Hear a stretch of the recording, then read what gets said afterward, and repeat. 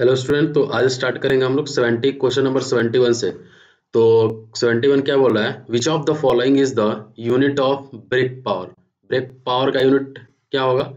तो सिंपली आप पावर का यूनिट क्या होता है, चाहे पावर में कुछ भी यहाँ पे वर्ड जोड़ दिए, जो यूनिट पावर का होगा वही यूनिट उसी का होगा। तो power equals to work by time होता है। तो इसका यूनिट जो होता है, इसका हो गया वर्क का जूल और टाइम का सेकंड, जूल पर सेकंड। इसको हम लोग किससे डिनोट करते हैं? वाट से। तो यहाँ पे वाट किसका है? Kilo Newton. ये होगा नहीं किलो न्यूटन मीटर, ये भी होगा नहीं किलो न्यूटन मीटर, सो ये भी नहीं होगा किलो वाट। ठीक है, kilowatt equals to 1 kilowatt equals to 1 into 10⁻³ watt. तो इसका आंसर क्या हो जाएगा? कोई भी पावर दिया रहा होगा, यहाँ पे ब्रेक पावर दिया हुआ है तो ब्रेक पावर का यूनिट यहाँ पे ऑप्शन के हिसाब से किलोवाट हो जाएगा।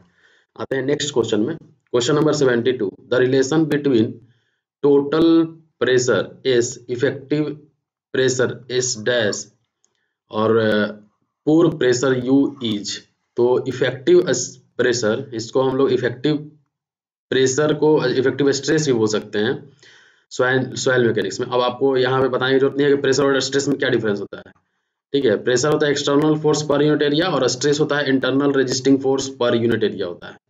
ठीक, तो ये दोनों में जो रिलेशन होता है सिग्मा डैश, इसको हम लोग सिग्मा डैश से नोट करते हैं। यहाँ पे एस डैश के टर्म में दिया हुआ है, एस डैश इक्वल्स टू क्या हो जाएगा? एस माइनस म्यू होता है। ये जो एस होता है वो टोटल स्ट्रेस होता है, एस जो है वो टोटल स्ट्रेस और एस डैश इफेक्टिव स्ट्रेस और यू जो है वो होता है पोर प्रेशर। देखिए, ये जो पोर प्रेशर है ये वाटर के द्वारा लगाया गया प्रेशर है, वाटर के द्वारा लगाया गया प्रेशर है। ये जो है वो ये सॉइल पार्टिकल्स के द्वारा लगाया गया प्रेशर। और इफेक्टिव स्ट्रेस जो है, इफेक्टिव प्रेशर जो है वो इस एक डिराइव टर्म है जो कि S dash equals to S minus U होता है। तो यहाँ पे S dash equals to S minus U कौन से ऑप्शन में दिया हुआ है? S dash equals to S minus U, ये बी ऑप्शन में दिया हुआ है, ये वाला नहीं होगा तो एस माइनस यू हो जाएगा। आइए थोड़ा सा हम इसको थ्योरी पढ़ते हैं कि इफेक्टिव स्ट्रेस वर्ड सबसे पहले कहाँ आया, कब आया। तो इफेक्टिव स्ट्रेस सिग्मा तो टोटल स्ट्रेस होता है जो कि सॉइल के ऊपर, सॉइल पार्टिकल्स के ऊपर में लग रहा है, और यू जो है वो वाटर के द्वारा लगाया गया प्रेशर है। तो इफेक्टिव स्ट्रेस जो होता है, principle of effective stress was initiated by Karl तजगी इन द ईयर 1936। 1936 में ये जो सिग्मा डैश आया, ये आया। मतलब सबसे पहले तो हम ये जान रहे थे कि सिग्मा टोटल स्ट्रेस होता है, ये पोर प्रेशर होता है, लेकिन सिग्मा डैश ही इफेक्टिव जो इसका स्ट्रेंथ होता है, सॉइल का स्ट्रेंथ में कंट्रीब्यूट करता है, वो सिग्मा डैश ही होता है। ये कार्ल तजगी ने 1936 ईस्वी में ये किया था। The principle is valid only for a saturated soil, ये सिर्फ सैचुरेटेड सॉइल क्या है एंड कंसिस्टिंग ऑफ, क्योंकि अगर मान लीजिए सॉइल में वाटर है ही नहीं, सॉइल में अगर वाटर है नहीं, फुल्ली ड्राइड है, तो वहां पे यू का वैल्यू क्या हो जाएगा? 0 हो जाएगा। लेकिन अगर ये सॉइल है, अगर यहाँ पे वाटर टेबल है, तो तभी यहाँ पे क्या आ जाएगा? वाटर होगा, तो उसका जो वॉइड है वाटर से सैचुरेटेड होगा, और तभी जाके यू का जो सिग्निफिकेंस है यहाँ पे होगा। तो इसी तरह at any point in soil mass the effective stress represented by sigma dash is related to total stress and pore water pressure U. तो सैचुरेटेड सॉइल के केस में ही सिग्मा डैश या फिर एस डैश जो क्वेश्चन में दिया हुआ है वो डिनोट किया गया। In a saturated soil system as the voids are completely filled with water the pore water pressure acts equally in all direction. ठीक है, अब हम आपको बताएं कि सैचुरेटेड सॉइल क्या होता है, ड्राई सॉइल क्या होगा। ठीक, तो सैचुरेटेड सॉइल में क्या होगा? सैचुरेटेड सॉइल में क्या होगा? सॉइल पार्टिकल्स का जो भी सॉइल, मान लीजिए पूरा सॉइल पार्टिकल्स है इसमें, ठीक है, इसमें इसके अंदर का जो भी वॉइड्स होगा वो फुल्ली सैचुरेटेड होगा वाटर के द्वारा। वॉइड्स जो होगा वो सैचुरेटेड होगा फुल्ली वाटर के द्वारा। एक्चुअली ये जियोटेक्निकल इंजीनियरिंग क्वेश्चन है, और ये सिविल इंजीनियरिंग में आ जाएगा। मैकेनिकल इलेक्ट्रिकल वालों के लिए थोड़ा सा डिफिकल्ट होगा यहाँ पे समझने में। तो आप देखिए सिंपली कुछ नहीं है, ये effective stress sigma dash equals to sigma minus U है। यहाँ पे टोटल स्ट्रेस हो गया ये सॉइल पार्टिकल्स के द्वारा, ये यू जो हो गया ये वाटर के द्वारा लगाया गया प्रेशर हो गया, और वाटर पे जो भी प्रेशर लगेगा वो इक्वल होगा हर डायरेक्शन में जो भी लग रहा है। तो effective stress is not the exact contact stress between the particles but the distribution of load carried by the soil particles over the area considered. It cannot be measured and can only be computed. ये सिर्फ compute हो सकता है, effective हम लोग major नहीं कर सकते हैं।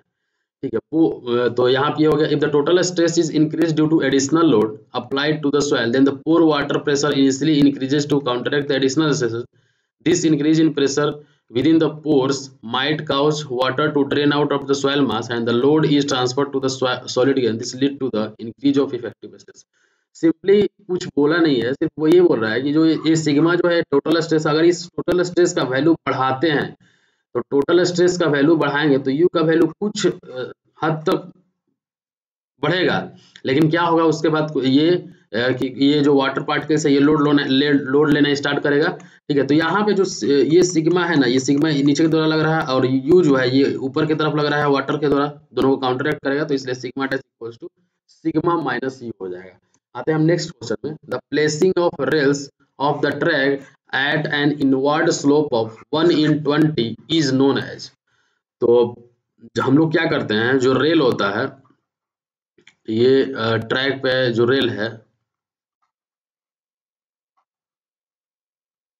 ठीक है, तो ये यहाँ पे हम लोग स्लोप देते हैं 1/20 का, इनवर्ड स्लोप देते हैं। रेलवे ट्रैक जो आपने देखा होगा, तो वहाँ पे इनवर्ड स्लोप देंगे तो उसको हम लोग क्या बोलेंगे। तो सबसे पहले हम यहाँ पे तो हॉगिंग ऑफ रेल्स पढ़ेंगे, बकलिंग ऑफ रेल्स पढ़ेंगे, क्रीप ऑफ रेल्स पढ़ेंगे और टिल्टिंग ऑफ द रेल्स पढ़ेंगे, तब आपको ये समझ में आएगा कि ये 1/20 हम लोग देते हैं तो उसको क्या बोलते हैं। तो सबसे पहले hogged buckling and tilting of rails. तो हॉग्ड रेल्स क्या होता है, due to battering action of wheels over the end of the rail gets bent down and get deflected at the end. These rails are called hog rails.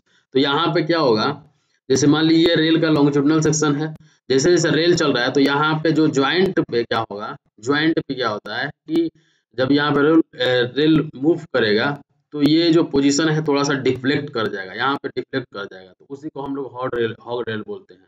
जैसे ये straight as है 1 metre का, तो यहाँ ये आपका हो गया 500 mm का, तो यहाँ का जो पोर्शन है वो क्या हो जाएगा, डिफ्लेक्ट होगा। This hogging of the rails at the end is due to loose packing under the joints and और the loose fish plate. This defect cause rough riding.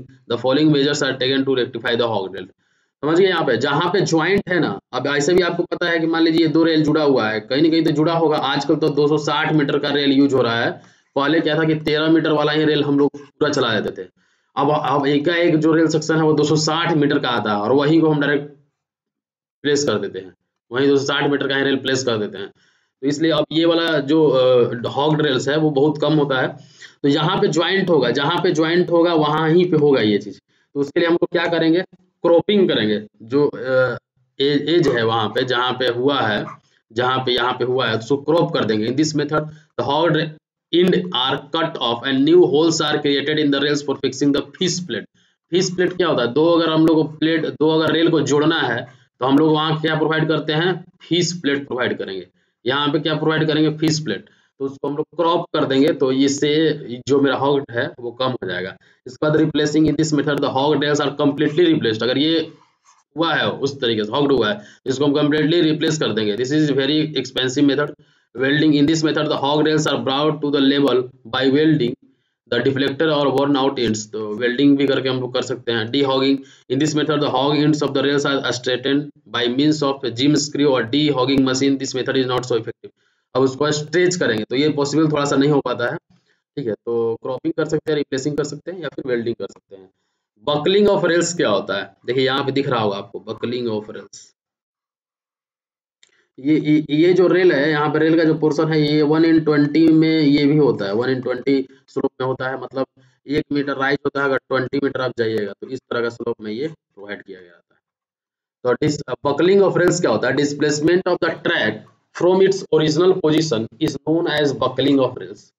क्या होगा, ये मान लीजिए रेल है, रेल यहाँ से अपने पोजीशन से इधर उधर हो गया, तो इससे ये क्या हो जाएगा, इससे बकलिंग ऑफ रेल्स होगा। इसको हम लोग बकलिंग ऑफ रेल्स, ये कैसे होता है, नीचे का जो फाउंडेशन होता है, ये जो फॉर्मेशन होता है, ये इसको हम लोग बोलते हैं, इसके नीचे को फॉर्मेशन, जो इस पे ये रखा हुआ है इसको बोलते हैं फॉर्मेशन। और ये आपका यहाँ पे स्लीपर है, इसमें स्लीपर है, और नीचे का ये जो गिट्टी है इसको हम लोग बालास्ट बोलते हैं। ठीक है, 3 टाइप का यहाँ पे हो गया, ये रेल हो गया, ठीक है, ये रेल हो गया, ये ब्लास्ट हो गया, ये स्लीपर हो गया, और ये पूरा जो नीचे जिस बेस पे रखा हुआ है उसको हम लोग फॉर्मेशन बोलते हैं।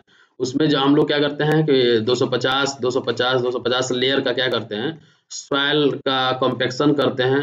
जितना भी वहां पे अगर फिलिंग होगा तो फिल करेंगे पूरा ऊपर तक, जहां तक एग्जिस्टिंग रेल का सेक्शन होगा।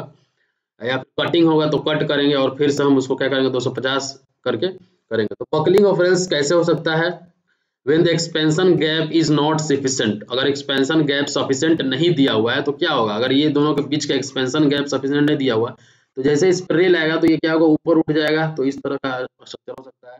When the bolt of a fish plate are so tight then the rails are not allowed to expand, तो ये भी इसका एक रीजन हो सकता है। Due to presence of long welded rails on the weak tracks, long welded rail अगर हम प्रोवाइड कर देते हैं तो इससे बकलिंग ऑफ रेल्स हो सकता है, या फिर फॉर्मेशन की वजह से भी होता है, अगर फॉर्मेशन में डिस्टर्बेंस होता है तो। अब आते हैं हम लोग next, tilting of rail. The art of placing the rail of a track at an inward slope of 1/20 is called tilting of rail. Question में यही पूछ रहा था कि 1/20 अगर स्लोप हम प्रोवाइड करेंगे तो उसको हम लोग क्या बोलेंगे, तो टिल्टिंग ऑफ रेल्स बोलेंगे। The main objective of tilting of rail is to reduce the wear on the side edges of rail in a track. The required tilt is provided at rail seats in bearing plate, chairs and metal sleepers at the time of their casting. The wooden sleeper which are used without bearing plates are edged to required tilt of 1/20 है rail tilts. तो simply tilting of rails क्या है, सही अब inward slope जो हम लोग 1/20 जो प्रोवाइड कर देते हैं, क्यों प्रोवाइड करते हैं? जैसे मान लीजिए रेल ये आपका हो गया बेस हो गया, ये इस पे जो रेल है, ये रेल इस तरह से है। अब यहाँ पे जो है ये व्हील है। अब यहाँ पे हम व्हील को क्या करेंगे, 1/20 का स्लोप में यहाँ पे व्हील को रखते हैं 1/20, और यहाँ का भी जो स्लोप होता है, यहाँ का भी जो स्लोप होता है वो भी 1/20 ही होता है। तो जैसे ही 1/20 होगा तो जो रेल है उस इसके ये जो रेल है ये भी 1/20 होता है, और व्हील जो प्रोवाइड करते हैं वो भी 1/20 होता है। जो व्हील में 1/20 जो स्लोप प्रोवाइड करते हैं उसको कोनिंग ऑफ व्हील बोलते हैं, कोनिंग ऑफ व्हील बोलते हैं। डायरेक्टली हम फ्लैट सरफेस पे अगर हम कर देते हैं, डायरेक्टली हम लोग फ्लैट सरफेस पे कर देते हैं तो इसमें क्या होता है, डीरेल होने का चांस होता है। डीरेल होने का, अभी हाल ही फिलहाल में डीरेल हुआ है। कहाँ पे हुआ, रेल का पटरी से उतर गया है बीकानेर गुवाहाटी एक्सप्रेस में, यहाँ जो पटना से जा रही थी उसमें बहुत बड़ा हादसा हुआ है। तो वहाँ पे आप देख सकते हैं कि इसीलिए हम लोग क्या करते हैं, अब कुछ मिस्टेक हुआ होगा वहाँ पे, तो यहाँ पे जो फ्लैट अगर सरफेस हम प्रोवाइड कर देते हैं और ये रेल इस पे जाता है तो इसको रेल को फ्रैक्चर कर देगा, तुरंत फाड़ के रख देगा इसको, ठीक है, मतलब इसका जो फट जाएगा इसका जो ऊपर का है। तो इसीलिए इसको हम लोग क्या करते हैं कि हम लोग कोनिंग करते हैं, मतलब ये 1/20 यहाँ पे प्रोवाइड करते हैं और यहाँ पे भी 1/20 प्रोवाइड करेंगे, यहाँ पे भी 1/20 प्रोवाइड करते हैं। इसको एजिंग बोलते हैं, यहाँ पे प्रोवाइड करेंगे तो इसको कोनिंग ऑफ व्हील बोलेंगे अगर यहाँ पे स्लो प्रोवाइड करेंगे, और इसको इसमें रेल में जो प्रोवाइड करेंगे उसको हम लोग टिल्टिंग ऑफ व्हील्स बोलेंगे। ये आपका रेल हो गया, ये दोनों रनिंग सरफेस के बीच का जो डिस्टेंस हो गया उसको हम लोग गॉज बोलते हैं। ये फ्लेंजेज ऑफ व्हील हो जाएगा, ये आपका व्हील हो गया, ये इसका रिम हो गया, इसमें हम लोग ये आपका स्लीपर हो गया, ठीक है, ये आपका स्लीपर हो गया। इसी को पूरा कॉन्सेप्ट टिल्टिंग ऑफ रेल्स होता है। इसका एडवांटेज क्या है, the tilting of rails enhance the life of both the sleeper and the rail, दोनों का जो लाइफ है उसको इनहांस करेगा, मतलब अच्छे से रखेगा। The tilting of rail helps to hold the gauge in the correct position, ये भी हो जाएगा। तो इसका आंसर कितना कौन सा हो जाएगा, इसका आंसर हो जाएगा tilting of rails. 1 inch slope जो प्रोवाइड करते हैं हम लोग रेल में उसी को हम लोग टिल्टिंग ऑफ रेल्स बोलेंगे। अब आते हैं नेक्स्ट क्वेश्चन में। नेक्स्ट क्वेश्चन क्या बोलते, नेक्स्ट चीज एक चीज और है यहाँ पे, creep of rail. Creep of rail क्या होता है, creep of rail is defined as the longitudinal movement of rails with respect to sleepers in a track. Longitudinal जो मूवमेंट होता है रेल्स में स्लीपर के रिस्पेक्ट में, उसी को हम लोग क्रीप ऑफ रेल्स बोलते हैं। Creep is common to all railway tracks but varies in magnitude considerably from place to place and from time to time. It is observe that creep occurs in the direction of dominant traffic, जहां से जा रहा है उसी के में creep उसी पर डिपेंड करेगा। ये हो गया आपका फेसिंग रेल हो गया, ये हो गया आपका ट्रेलिंग रेल, इस तरह से मूव कर रहा है व्हील यहाँ पे, तो इसी को हम लोग क्रीप ऑफ रेल्स पढ़ेंगे। इसका थ्योरी अब हम आगे में जब रेलवे इंजीनियरिंग पढ़ाएंगे तो उसमें देखेंगे। Question number 76, which of the following types of steel is having higher hardness, किसका हार्डनेस का वैल्यू ज्यादा होता है। अब आपको पता होगा कि जो स्टील होता है उसमें मैक्सिमम जो होता है वो आयरन होता है, आयरन का जो वैल्यू होता है परसेंटेज होता है वो ग्रेटर देन 98% से भी ज्यादा होता है, और बाकी जो पोर्शन है उसमें क्या होगा, बाकी जो 2% से भी कम बचा, बाकी जो 2% से भी कम बचा उसमें कार्बन हो गया, ठीक है, मैग्नीज हो गया, और आपका कॉपर हो गया, निकेल हो गया, ठीक है, ये सारा सिलिकॉन हो गया, ये सारा जो है बहुत ही कम अमाउंट में ये सब रहता है, कार्बन थोड़ा सा ज्यादा होता है। तो मतलब कार्बन का जो वैल्यू होता है वो लेस देन 1.5% ही होता है, चाहे 2%, कहीं कहीं 2% दिया होता है, इसमें थोड़ा थोड़ा वेरिएशन भी है कहीं कहीं।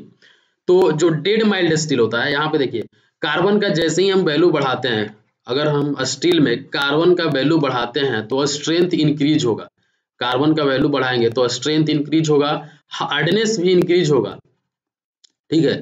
लेकिन डक्टिलिटी का वैल्यू जो होगा, डक्टिलिटी का जो वैल्यू होगा वो डिक्रीज होगा, आपका टफनेस का जो वैल्यू होगा वो डिक्रीज होगा, टफनेस का जो वैल्यू होगा वो डिक्रीज होगा, मेलेबिलिटी जो होगा वो डिक्रीज होगा। तो कार्बन बढ़ाएंगे तो स्ट्रेंथ बढ़ेगा, हार्डनेस बढ़ाएंगे। तो माइल्ड डेड माइल्ड स्टील में कार्बन का वैल्यू जो होता है वो 0.15% से भी कम होता है, उसको हम लोग डेड माइल्ड स्टील बोलेंगे। तो लो कार्बन स्टील में इसमें कार्बन का वैल्यू थोड़ा ज्यादा होता है, उससे ज्यादा मीडियम कार्बन स्टील में होता है, सबसे ज्यादा हाई कार्बन स्टील में होता है। तो सिंपली अगर हायर हार्डनेस बोल दिया यहाँ पे तो आपको सिंपली आंसर क्या मारना है, हाई कार्बन स्टील। अभी हम लोग देख लेते हैं कि कार्बन का केस में कितना होता है, ठीक है। तो ये चीज एग्जाम में पूछ लिया है, ये एक्चुअली ये सब चीज में पढ़ना है, ये मटेरियल्स में भी पढ़ सकते हैं आप, सिविल इंजीनियरिंग में आरसीसी डिजाइन मतलब स्टील स्ट्रक्चर में भी पढ़ सकते हैं ये। तो ये सारा चीज हो गया दोस्तों। सिविल का जो प्रीवियस ईयर क्वेश्चन है, सिविल इंजीनियरिंग का जो प्रीवियस ईयर क्वेश्चन है जेएसएससी जेई का, उसका भी अपलोड हो गया है। आप सिविल ज्ञान सिटी चैनल पे जाके देख सकते हैं, सिविल ज्ञान सिटी करके एक चैनल है, सिविल ज्ञान सिटी, ठीक है, मेरा ही चैनल है। तो वहाँ पे सिविल ज्ञान सिटी सीके गुप्ता लिखिएगा, JSSC JE previous year question, तो वहाँ पे भी आएगा। वहाँ पे भी बहुत सारा वीडियो हम वहाँ पे भी डाल रहे हैं, तो आप वहाँ पे जाके फॉलो कर सकते हैं इसको, ठीक है। यूट्यूब पे डायरेक्टली सर्च करिएगा तो आपको मिल जाएगा। जरूर देखिए, बहुत ही कंसेप्ट के साथ बताया हुआ है, मैकेनिकल इलेक्ट्रिकल वाले भी आराम से जाके देख सकते हैं उसको, क्योंकि उसमें बहुत सारा क्वेश्चन उन लोग का भी क्लियर होगा, ठीक है। और सिविल वालों को तो देखना ही बनता है। वहाँ पे भी हम जो कुछ वीडियो है वहाँ पे अपलोड करेंगे, मैक्सिमम वीडियो वहीं पे अपलोड करेंगे, तो वहाँ पे आप देख सकते हैं जाके। अब आते हैं नेक्स्ट क्वेश्चन में। देखिए स्टील के बारे में थोड़ा सा हम बता दिए, अभी तो हम सब बता ही दिए। Metals are widely used in construction field. Out of the various metal iron is the most popular one. जो है आयरन मोस्ट है, most based on the carbon content in iron, it can be classified into 3।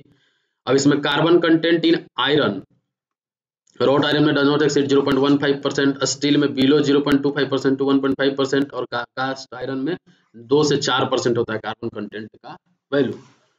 तो अब देखिए हम जो based on carbon content in steel, it can be classified into 3।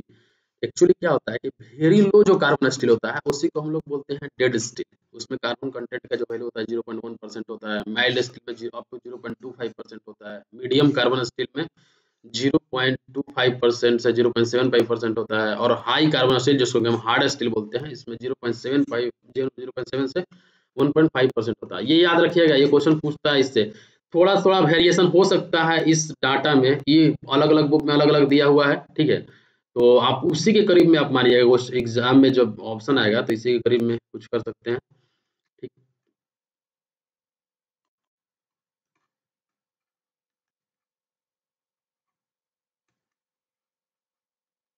तो यहाँ पे अब यहाँ पे देखो carbon content in iron, it can be classified into wrought iron, steel और कास्ट आयरन। 3 टाइप का होगा। कार्बन कंटेंट अगर आपका 0.15% से एक्सीड नहीं करेगा, कम ही रहेगा, तो उसको हम लोग रॉट आयरन भी बोलते हैं।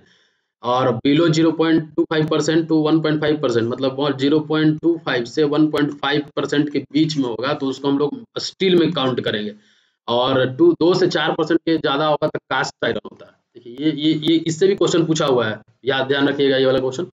अब आते हैं हम डेड माइल्ड स्टील में भी हम बता दिए कि 0.15% से कम होता है। Dead mild steel is soft and ductile material and can be easily cold worked, ठीक है। Rivets, tube, chain, wires and boiler plates can be made from the dead mild steel. ये थोड़ा सा नया टर्म था डेड माइल्ड स्टील, इसलिए हम आपको बता दिए। अब आते हैं question number 77। On what factor does the electrical resistance of a conductor directly very with. Electrical जो रेजिस्टेंस होता है वो किस पे डिपेंड करता है? तो R इक्वल्स टू आपको पता होगा रोयल बाई ए होता है। R equals to rho l by, ये रेजिस्टिविटी हो गया, ये आपका लेंथ ऑफ कंडक्टर हो गया, ये क्रॉस सेक्शन एरिया हो गया। तो यहाँ पे देखिए वॉल्यूम ऑफ कंडक्टर होगा नहीं, इंड्यू करंट होगा नहीं, इंडक्टेंस ऑफ द कंडक्टर होगा नहीं, तो क्या हो जाएगा इसका आंसर? सिंपली इसका answer length of the conductor होगा, ठीक है। फ्रेंड्स जितना हो सके ये वीडियो जो है जरूर शेयर कीजिए, जरूर शेयर कीजिए। कंटेंट तो अच्छा है लेकिन जब तक पूरे स्टूडेंट के बीच में पहुंचेगा नहीं तब तक कोई देख नहीं पाएगा। और अगर आप शेयर नहीं करते हैं तो थोड़ा सा यहाँ पे मोटिवेशन मेरा कम होता है, और थोड़ा सा जिसे अगर आप जब रिस्पॉन्स अच्छा होता है तो थोड़ा सा कंटेंट आपको के लिए जो के लिए प्रिपेयर करने में भी थोड़ा मोटिवेशन मिलता है। तो जरूर वीडियो शेयर कीजिए। अगर आपको थोड़ा सा भी अच्छा लग रहा है तो जरूर लाइक कर दीजिए। Resistance is defined as resistance is defined as resistance जो आर होता है opposition to the flow of electric current through a conductor. V equals to क्या होता है I इंटू आर होता है, तो R इक्वल्स टू क्या हो जाएगा V बाई आई होता है। मतलब R जो है वो डायरेक्ट इनवर्सली प्रोपोर्शनल होता है करंट का, मतलब जो R बढ़ाइएगा, अगर करंट बढ़ेगा तो रेजिस्टेंस कम हो, तो रेजिस्टेंस क्या हुआ, करंट को रोक रहा है। Opposition to the flow of current through a conductor, the resistance of an electric circuit can be measured numerically. Conductivity and resistivity are inversely proportional. The more conductivity, the less resistance it will have. तो resistance equals to potential difference by current हो जाएगा, V equals to I R इसी concept पे resistance equals to potential difference divided by current हो जाएगा। किस किस factor पे डिपेंड करता है, the resistance of a conductor depends on the following factor, the temperature of the conductor पे, cross section area of the conductor पे, और लेंथ ऑफ द कंडक्टर पे, और nature of the material of the conductor जो कि रो होता है। R equals to क्या होगा, रो एल बाई ए होता है। तो आपका हो गया, ये हो गया आपका मटेरियल प्रॉपर्टी रो, ठीक है, रो हो गया मटेरियल प्रॉपर्टी, एल हो गया लेंथ, और ये हो गया क्रॉस सेक्शन एरिया। ये फॉर्मूला से हो गया इसका आंसर। अब आते हैं next question, the silica in Portland cement is, silica का जो कंटेंट होता है वो पोर्टलैंड सीमेंट में कितना होता है। तो हम यहाँ पे सबसे पहले सीमेंट का पूरा ही देख लेते हैं। तो आप यहाँ पे देख सकते हैं जो लाइम होता है, सीमेंट में लाइम होता है, सिलिका होता है, एल्यूमिना होता है, iron oxide, magnesia, calcium sulphate, sulphur, alkalis. Lime का जो परसेंटेज होगा वो 60 से 67 होगा, सबसे ज्यादा जो होगा वो लाइम होगा, उसके बाद सिलिका होगा 17 से 25%। तो इसका आंसर क्या हो जाएगा, सिलिका इन पोर्टलैंड सीमेंट कितना आंसर हो जाएगा, 17 से 25%। अब हम यहाँ पे पूरा आपको बता दिए हैं कि जो लाइम होता है वो 60 से 67% होता है। लाइम स्ट्रेंथ को कंट्रोल करता है और साउंडनेस को भी कंट्रोल करता है। स्ट्रेंथ और साउंडनेस के लिए लाइम रिस्पॉन्सिबल है, मतलब स्ट्रेंथ सीमेंट में बढ़ रहा है, इसका मतलब है कि लाइम की वजह से हो रहा है। इस अगर ये कम मात्रा में डालते हैं तो स्ट्रेंथ और सेटिंग टाइम क्या होगा, रिड्यूस हो जाएगा। ये चीज आप ध्यान रखिएगा, ठीक है फ्रेंड्स। वीडियो का डिस्क्रिप्शन में आपको टेलीग्राम का लिंक और व्हाट्सएप का लिंक, व्हाट्सएप ग्रुप का लिंक मिल जाएगा, उससे आप जाके जुड़ सकते हैं, तो वहाँ पे आपको PDF वगैरह वो सब मिल जाएगा। सिलिका जो है, सिलिका ये स्ट्रेंथ के लिए रिस्पॉन्सिबल है, स्ट्रेंथ देता है। अगर एक्सेस मात्रा में अगर हम इसको मिला देते हैं, अगर एक्सेस मात्रा में ये होता है सीमेंट में, तो ये स्लो सेटिंग करेगा, सेटिंग जो होगा वो धीरे धीरे होगा। और alumina responsible for quick setting, if अगर ये एक्सेस मात्रा में करेंगे तो इसकी स्ट्रेंथ डिक्रीज होगा, ये 3 से 8% होता है। आयरन ऑक्साइड जो होता है वो कलर के लिए रिस्पॉन्सिबल होता है and helps in fusion of different ingredient, ये 0.5 से 6% होता है। मैग्नीशिया भी कलर और हार्डनेस के लिए होता है। अगर ये बहुत ज्यादा मात्रा में हम मिला देते हैं तो मोटार में क्या होगा, क्रैक आ जाएगा और अनसाउंडनेस हो जाएगा। अनसाउंडनेस मतलब क्या हो जाएगा, जो भी कंक्रीट है, मान लीजिए सॉरी सीमेंट जो है या फिर कंक्रीट भी ले सकते हैं, तो अगर इस पर लोड लगाते हैं तो इस पे वो अगर टेम्परेचर के कारण क्या होता है, सॉरी टेम्परेचर के कारण क्या होता है, इसमें वॉल्यूम चेंज का टेंडेंसी होता है। तो अगर ये मटेरियल जो है अगर साउंड होगा, मतलब उसमें वॉल्यूम चेंज के कारण लड़ने का शक्ति ज्यादा होगा, तो उसी को हम लोग साउंडनेस बोलते हैं। लेकिन अनसाउंडनेस है मतलब लड़ने का शक्ति जो है वॉल्यूम चेंज के प्रति, मतलब अपना जो शेप है उसको जल्दी रिड्यूस करेगा, उसको रेजिस्ट नहीं कर पाएगा, वो अनसाउंडनेस हो जाएगा, यही चीज हो जाएगा। कैल्शियम सल्फेट क्या होगा, कैल्शियम सल्फेट 3 से 4% होता है, ये increase the initial and setting time, initial and final setting time को इंक्रीज करता है।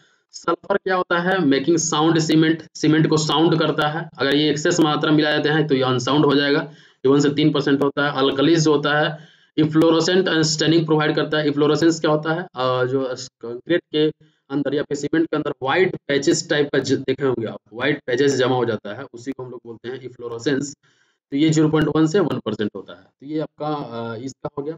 देखिए इससे क्वेश्चन तो पूछता ही पूछता है, इसलिए हम इसके यहाँ पे पूरा डिटेल में बता दिए। अब एक चीज इससे क्वेश्चन पूछता है कि जो क्लिंकर कंपाउंड होता है, जब कंक्रीट हम लोग बनाते हैं, सॉरी सीमेंट जब हम बनाते हैं, मैन्युफैक्चरिंग करते हैं, तो ये सारा कंपाउंड आता है आपका रिएक्शन के दौरान। तो पहला नंबर जो principal minerals compound in Portland cement, tricalcium silicate, इसको हम लोग एलाइट बोलते हैं। इसका फॉर्मूला C3S होता है, ट्राई C3S, ट्राई मतलब 3, C3S 3CaOSiO2। इससे क्वेश्चन बराबर रहता है ऑब्जेक्टिव एग्जाम में, मैकेनिकल इलेक्ट्रिकल थोड़ा सा ध्यान दीजिए, सिविल वाले भी।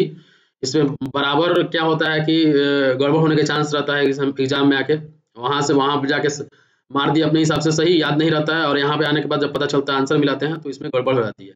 तो ये चीज देखिए, ट्राई कैल्शियम सिलिकेट 30 से 50% होता है। डाई कैल्शियम सिलिकेट जिसको कि बेलाइट बोलते हैं C2S होता है। ट्राई कैल्शियम एल्यूमिनेट जो होता है वो 8 से 12% होता है। टेट्रा कैल्शियम एल्यूमिनोफेराइड जो होता है वो 6 से 10% होता है। इसका फॉर्मूला C4F होता है, इसको फेलाइट बोलते हैं, 4CaOl2O3 Fe2O3 हो जाएगा। ठीक है, अब आते हैं next, compaction in a concrete is done to eliminate. अब देखिए कंक्रीट जो होता है वो किसका मिक्सचर होता है, cement, sand, coarse aggregate, cement, sand, coarse aggregate, ठीक है, फाइन एग्रीगेट में सैंड हो गया, water in definite proportion, definite proportion में अगर हम कोई इसको मिक्स करेंगे तो क्या मिलेगा हम लोग को, कंक्रीट मिलेगा। और कंक्रीट में जो कंपैक्शन करते हैं तो उसके अंदर का जो एयर बबल्स होता है उसको हम लोग हटाते हैं, तो इसका आंसर हो जाएगा A, air bubbles. Compaction of concrete, इसका पर्पस क्या होता है, to remove entrapped air bubble in a concrete, to achieve high density, to improve strength and durability, to eliminate honeycomb and other defect. इसके लिए हम लोग क्या करते हैं, कंपैक्शन करते हैं, वाइब्रेटर के थ्रू करेंगे, ठीक है, या फिर कंपैक्शन का एक इस तरह का मशीन आता है, मतलब इस तरह का इंस्ट्रूमेंट होता है, इक्विपमेंट होता है, इससे हम लोग करते हैं, तो इससे कंक्रीट कंपैक्ट हो जाता है। अब आते हैं question number 80, which of the following chloride is insoluble in water. Water में कौन सा क्लोराइड इनसॉल्युबल होता होगा, तो इसका आंसर हो जाएगा AgCl2, इसका आंसर हो जाएगा AgCl2। ठीक है, और इसका और क्या क्या एग्जाम्पल हो सकता है, आप इसको कमेंट बॉक्स में जरूर लिखें कि जो क्लोराइड है विच ऑफ द फॉलोइंग, और कौन कौन सा चीज जो है वो वाटर में इनसॉल्युबल होगा क्लोराइड में। अब आता है next question, for design speed of 60 kilometre per hour, design speed दे दिया हुआ है 60 किलोमीटर पर आवर, ठीक है, for two way traffic, two way traffic दिया हुआ है। टू वे ट्रैफिक क्या होता है, मान लीजिए ये रोड है, रोड में ये बीच में आपका डिवाइडर है, टू वे ट्रैफिक में एक तरफ से इधर से गाड़ी जा रहा है और एक तरफ से इधर से गाड़ी आ रहा है, ये टू वे ट्रैफिक हो गया आपका। वन वे ट्रैफिक क्या होगा, एक ही रोड है, डिवाइडर नहीं है, इधर से गाड़ी जा रहा है इधर से गाड़ी आ रहा है, ये वन वे ट्रैफिक हो गया, एक ही लेन है, यहाँ पे क्या होगा, दो लेन होगा, to way traffic. If the coefficient of friction is 0.35, तो कोफिशिएंट ऑफ जो फ्रिक्शन होगा वो 0.35 होगा, दिया हुआ है। Reaction time of the driver दिया हुआ है 2.5 सेकेंड। तो stopping side distance, stopping side distance क्या होता है, मान लीजिए ये व्हीकल इस रोड पे मूव कर रहा है, व्हीकल रोड पे मूव कर रहा है, यहाँ पे उसको कोई ऑब्जेक्ट दिख गया, यहाँ पे कोई ऑब्जेक्ट उसको यहाँ पे दिख गया, तो वो कितना डिस्टेंस, स्टॉपिंग साइड डिस्टेंस जो है इस ऑब्जेक्ट को देखने के बाद रुकने के लिए कितना स्टॉपिंग साइड डिस्टेंस चाहिए, वही निकालना है यहाँ पे। ठीक है, तो इसको हम लोग कैसे निकालेंगे, देखिए यहाँ पे ये समझाए हुए हैं, स्टॉपिंग साइड डिस्टेंस, ये आपका व्हीकल्स हो गया, ये रिएक्शन टाइम हो गया, मतलब जितना देर में जो ड्राइवर है वो सोच रहा है कि हाँ अब हमको ब्रेक लगाना चाहिए, तो इतना देर में, जितना देर में ये सोचा, ये टाइम हो गया, ये डिस्टेंस हो गया, और इसके बाद जो ब्रेक लगा ये डिस्टेंस हो गया, तो ये ब्रेकिंग डिस्टेंस हो गया। इतना सेफ डिस्टेंस है कि ये जो ऑब्जेक्ट है, मान लीजिए ये कोई भी आ रहा है, हिरन यहाँ पे बनाया हुआ है, तो ये स्टॉपिंग साइड डिस्टेंस क्या होता है, reaction distance plus brake side distance. इसका फॉर्मूला हो जाएगा आपका रिएक्शन डिस्टेंस का डायरेक्टली V/T हो जाएगा, V जो है आपका मीटर पर सेकंड में, T हो जाएगा वो टाइम सेकंड में हो जाएगा, लेकिन अगर इसको किलोमीटर पर सेकंड में लिखिएगा अगर V को, तो यहाँ पे 0.278 V/T होता है, और इसका फॉर्मूला होता है V²/2GF, यहाँ पे लिखा हुआ है, ये म्यू चाहे mu, F coefficient of friction है। तो यहाँ पे अगर इसको हम ये जो फार्मूला है, ये जो स्टॉपिंग साइड डिस्टेंस का जो फार्मूला है, यहाँ पे जो हम बताए हैं कि V/T प्लस V²/2G म्यू, ये यहाँ पे V जो है ये मीटर पर सेकंड में होगा, यहाँ पे जो V है ये मीटर पर सेकंड में होगा। इसी फार्मूला को हम ये तोड़ के 0.278 V/T प्लस V²/254 यहाँ पे जो V होगा, यहाँ पे जो V होगा वो किलोमीटर पर आवर में होगा, यहाँ पे जो V होगा वो किलोमीटर पर आवर में होगा, डिस्टेंस पूरा अगर निकालेंगे तो किस में आएगा, मीटर में आएगा।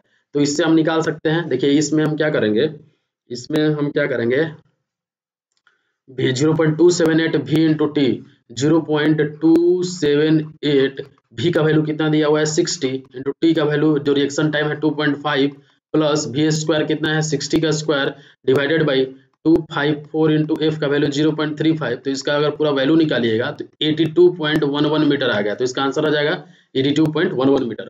अब आते हैं हम नेक्स्ट क्वेश्चन में, which cooling system is employed for engine of motorcycle, motorcycle scooter and mopeds में कौन सा कूलिंग सिस्टम होता है, तो इसमें होता है एयर कूलिंग सिस्टम, तो इसका आंसर हो जाएगा एयर कूलिंग सिस्टम। आते हैं next question, what is the function of evaporator in refrigeration plant. Refrigeration plant में क्या सिस्टम होता है, इवापोरेटर का क्या फंक्शन होता है, इवापोरेटर का फंक्शन क्या होता है। तो इसका फंक्शन होता है to absorb heat from the body to be cooled using refrigerant. इसका आंसर हो जाएगा ए। अब हम देखते हैं कि कैसे होता है। सबसे पहले हम ये देखेंगे रेफ्रिजरेशन वर्क कैसे करता है। तो refrigerant flows through the compressor, compressor के द्वारा फ्लो होता है, which raises the pressure of the refrigerant. Next the refrigerant flows through the condenser, उसके बाद कंडेंसर क्या हो जाएगा, रेफ्रिजरेटर जो होगा वो कंडेंसर के थ्रू फ्लो करेगा, where it condense from vapour form to liquid form, vapour form से लिक्विड फॉर्म में कन्वर्ट करेगा, and gives off heat in the process, और हीट को ऑफ करेगा मतलब हटाएगा। The heat given off is what makes the condenser hot to touch. After the condenser the refrigerant goes through the expansion valve. सब इसके बाद क्या हो गया, कंडेंसर जो है वो एक्सपेंशन वाल्व के पास आया, where it experience a pressure drop. Finally the refrigerant goes to the evaporator, the refrigerant draws heat from the evaporator which causes refrigerant to vaporize. The evaporator draws heat from the region that is to be cooled. ठीक है, तो यहाँ पे answer क्या हो जाएगा, to absorb heat from the body to cooled using refrigerant. Evaporator का function क्या होता है, वो हीट को एब्जॉर्ब करेगा और बॉडी को कूल करेगा। ठीक है, अब यहाँ पे देखिए समझते हैं, ये आप क्या हो गया कंप्रेसर, ये हो गया यहाँ पे इवापोरेटर, और यहाँ पे हो गया कंडेंसर। ये क्या करता है, heat release from the liquefaction of the heat release करेगा, कंडेंसर जो है वो हीट को रिलीज करेगा। ठीक है, ये फ्लो ऑफ रेफ्रिजरेंट, इसमें क्या ये हीट को एब्जॉर्ब करके बाहर निकालेगा, हीट को एब्जॉर्ब करेगा, heat flowing in the following from the region cooled. तो इसका ये फंक्शन हो गया, ये इस तरह से फ्लो हो रहा है, यहाँ से फ्लो हो रहा है, यहाँ से जाके इधर फ्लो हो रहा है, कंप्रेसर यहाँ पे वर्क कर रहा है। तो कंप्रेसर का सबसे पहले हम समझते हैं कि कंप्रेसर का क्या वर्क है। Of the reciprocating rotary and centrifugal compressor, the most among domestic or smaller power commercial refrigeration is the reciprocating हो जाएगा। कंप्रेसर में सबसे ज़्यादा जो मोस्ट पॉपुलर होता है वो रेसिप्रोकेटिंग होता है। The reciprocating compressor is similar to an automobile engine. Automobile engine में क्या होगा, पिस्टन सिलेंडर अरेंजमेंट होता है, और piston is driven to a motor to suck in and compress the refrigerant in the cylinder. As the piston moves down to the cylinder, it sucks the refrigerant from the evaporator or the intake valve close when the refrigerant pressure inside the cylinder reaches that of the pressure in inverter। तो देखिए simply इसमें कुछ नहीं है, ये क्या हो गया आपका पिस्टन सिलेंडर अरेंजमेंट हो गया। ठीक है, ये यहाँ से इनपुट वाल्व होता है, यहाँ पे एग्जॉस्ट वाल्व होता है, और यहाँ से ये क्रैंक के थ्रू जो है व्हील मूव करता है। तो जैसे ही यहाँ से फ्यूल अंदर की तरफ आता है, फ्यूल जैसे ही अंदर की तरफ आएगा तो ये फ्यूल को कंज्यूम करेगा, कंबसन होगा, और ये पिस्टन जो है मूव करेगा, और ये एक व्हीकल एक बार मूव कर जाता है, व्हील एक बार मूव कर जाता है, इसके बाद जो गैसेस है एग्जॉस्ट होकर बाहर की तरफ निकल जाता है। तो ये आपका हो गया कंप्रेसर का काम। अब आते हैं इवापोरेटर, हीट को एब्जॉर्ब करता है। This is the part of refrigeration system that is doing the actual cooling. यही जो होता है वो एक्चुअल कूलिंग करता है evaporator, because its function is to absorb heat into the refrigeration system from where you want to heat। the evaporator is placed in the area to be cooled, जहाँ पे cool करना है इसे वहीं पे हम लोग evaporator प्रोवाइड करते हैं। refrigerant is let into a measured by a flow control device and eventually released to the compressor। तो ये इसका evaporator का काम हो गया। ठीक है, इसका मैकेनिकल जब पढ़ाया जाएगा तो उसमें डिटेल में बताया जाएगा इसको evaporator के बारे में। कंडेंसर का काम अभी हम तुरंत बता ही दिया आपको। Flow control devices, expansion valve का क्या काम होता है, this controls the flow of a liquid refrigerant into the evaporator. ठीक है, इवापोरेटर में जो लिक्विड रेफ्रिजरेंट होता है उसको कंट्रोल करता है। Control devices usually are thermostatic, meaning that they are responsive to the temperature of the refrigerant. ये हो गया आपका ये। अब आते हैं हम लोग question number 84, the slot angle of an alternator where n equals to slot per pole and m equals to slots per pole पर फेज इज गिवन बाय। तो इसका जो स्लॉट एंगल होता है beta equals to 180 divided by n होता है number of poles, n होता है आपका स्लॉट्स पर पोल, स्लॉट्स पर पोल होता है। तो इसका आंसर हो जाएगा beta equals to 180 by n। Pole angle जो slot angle of an alternator होता है वो हो जाएगा। अब आते हैं हम लोग question number 85, the length of a survey line measured with 20 metre chain was found to be 520 metre. When the chain was compared with a standard chain, it was found to be 10 centimeter too long. Then the true length of the line is। देखिए chain जो होता है 20 metre chain, chain से हम लोग क्या करते हैं, लेंथ मेजर करते हैं। चेन सर्वेइंग अभी हम पढ़ाए हैं, इसी पार्ट में पूरा पार्ट देख लीजिएगा। इससे पहले 1 से लेकर 6 पार्ट तक हो गया, आप उस वीडियो को जाकर देख सकते हैं। जैसे CJE का जनरल इंजीनियरिंग का 6 पार्ट हो गया, पूरा वीडियो आप जाके देखिए, प्लेलिस्ट भी बना होगा, उसमें देख सकते हैं। और सिविल ज्ञान सिटी चैनल पे ऑलरेडी हम अपलोड किए हुए हैं वीडियो, सिविल ज्ञान सिटी चैनल पे सिविल का प्रीवियस ईयर का, तो उसको आप जाके फॉलो कर सकते हैं, प्लेलिस्ट भी बना हुआ है वहां से। तो ठीक है, अब आते हैं हम लोग क्वेश्चन में आते हैं। 20 मीटर चेन से हम लोग मेजर किए तो 520 मीटर आया। बाद में पता क्या चला कि 10 सेंटीमीटर जो मेरा चेन है वो लॉन्ग था, तो ट्रू लेंथ कितना होगा। तो इसका डायरेक्टली एक फॉर्मूला होता है, true into true equals to false into false. ये फॉर्मूला होता है, true into true equals to false into false. तो ट्रू जो चेन है, ट्रू आपका चेन क्या होगा, 20 मीटर का चेन होगा। मान लीजिए आपका 10 सेंटीमीटर टू लॉन्ग है, मतलब 20.10 जो मीटर चेन है, ये तो इनकरेक्ट चेन हो गया, ये इनकरेक्ट हो गया, फॉल्स हो गया। तो फॉल्स वाला हम लोग कहाँ डालेंगे, फॉल्स वाला फॉल्स में डाल देंगे 20.10। अब यहाँ पे ट्रू जो है, ट्रू में क्या हो जाएगा, 20 हो जाएगा। अब आता है ट्रू डिस्टेंस तो निकालना ही है, ट्रू लेंथ निकालना ही है।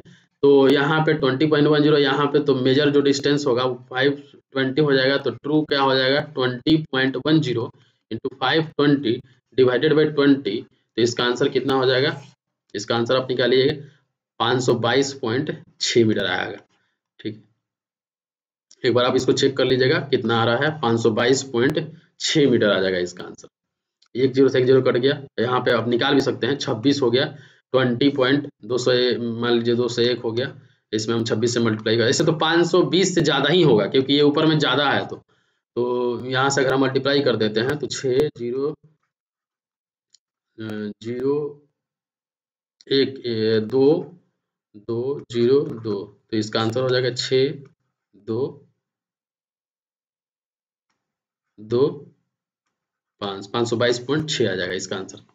ठीक है, नेक्स्ट क्वेश्चन आता है, the tensile strength of concrete is normally in which percentage slab of its compressive strength. तो इसका आंसर हो जाएगा 8 से लेके 12%। जो कंक्रीट होता है ये क्या है, इसमें स्टील यहाँ पर अगर मिक्स कर दे तो ये RCC होगा, रिइंफोर्स्ड सीमेंट कंक्रीट। अब ये स्टील और कंक्रीट दोनों मिक्स है, तो कंक्रीट जो होता है वो कंप्रेसिव स्ट्रेंथ को रजिस्ट करता है, कंक्रीट कंप्रेसिव स्ट्रेंथ को रजिस्ट करता है। ये इसमें स्टील मिक्स कर दिए, ये टेंसाइल स्ट्रेंथ को रजिस्ट करेगा। लेकिन कंक्रीट का भी कुछ कंप्रेसिव स्ट्रेंथ है, कंक्रीट ब्रिटल मटेरियल है, और ब्रिटल मटेरियल कंप्रेसिव स्ट्रेंथ में ज्यादा स्ट्रांग होता है, लेकिन उसका कुछ ना कुछ टेंसाइल स्ट्रेंथ भी होता है। तो वो कितना होगा, तो उसका स्ट्रेंथ 8 से 12% होगा। आते हैं next question, which type of DC armature winding require equaliser rings. तो इसका आंसर हो जाएगा लैप वाइंडिंग में हम लोग DC armature windings equaliser ring use करते हैं लैप वाइंडिंग में। ठीक है, लैप वाइंडिंग के बारे में देख लेते हैं थोड़ा सा। In lap winding, the number of parallel paths are equal to the number of poles and is used in a low voltage and high current DC machine। ठीक है, देखिए ये सारा हम एक्सप्लेन करेंगे DC जब हम मोटर पढ़ाएंगे। ठीक है, DC मोटर, जब आपको DC मोटर का वीडियो मिलेगा तो इसमें ये चीज समझ में आ जाएगा। अभी क्या है, इसमें बहुत सारा टर्म है तो पूरा एक्सप्लेन करना डिफिकल्ट होगा। In lap winding the number of parallel path are equal to the number of poles and is used in a low voltage and high current DC machines. Under ideal condition, the flux from all the poles is exactly same, hence the induced EMF and current carried by each path will be equal. Okay. But under practical operating condition, there is a variation in air gap length or difference in magnetic property of a pole's material, which causes a slight unbalance of induced EMF in the various parallel path. As a result, the conductor under stronger poles generate greater EMF and hence carry large current than remaining conductors. It means the some brushes are overloaded and carry more current than normal current, while remaining brushes carry less current due to underloaded. The function of equalizer rings to avoid unequal current distribution at the brushes and to reduce sparking between brushes and commutator. The equalizer rings are low resisting copper conductor which connects those points in armature winding which have potential difference between them। ठीक है, तो equaliser ranging जो होता है वो lap winding में हम लोग यूज करते हैं। बस आपको इतना इसमें इतना ही रखिए, इसको एक्सप्लेन करेंगे हम बाद में।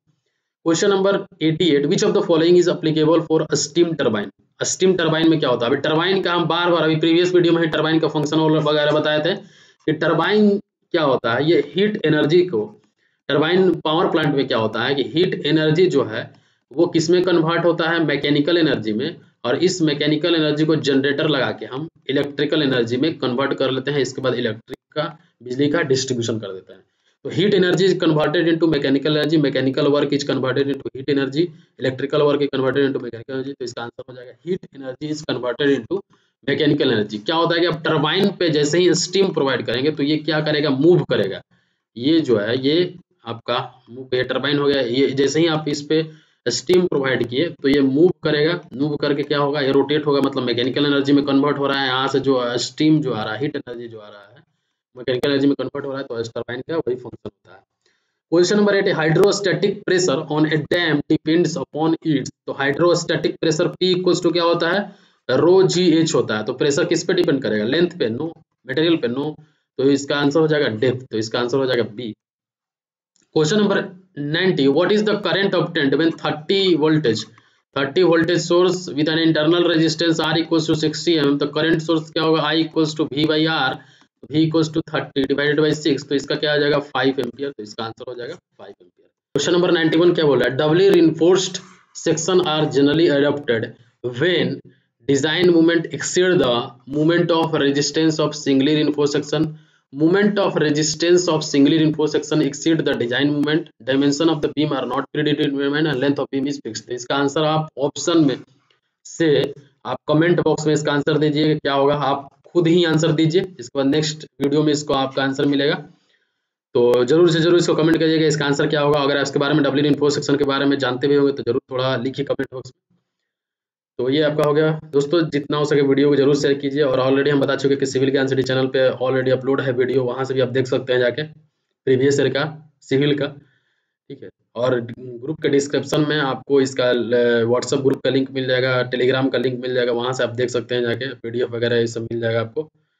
नेक्स्ट आपको और भी अपडेट मिलते रहेगा। क्लासेस भी हम जल्द ही शुरू करेंगे, फ्री ऑफ कॉस्ट ही रहेगा। अभी यहाँ पे यूट्यूब पे ही स्टार्ट करेंगे, तो आप बने रहिए। सिविल ज्ञान सिटी चैनल है, उसको भी जाके आप देख लीजिए, फॉलो कर लीजिए, वहां पे भी हम अपलोड कर सकते हैं। तो thank you for watching this video.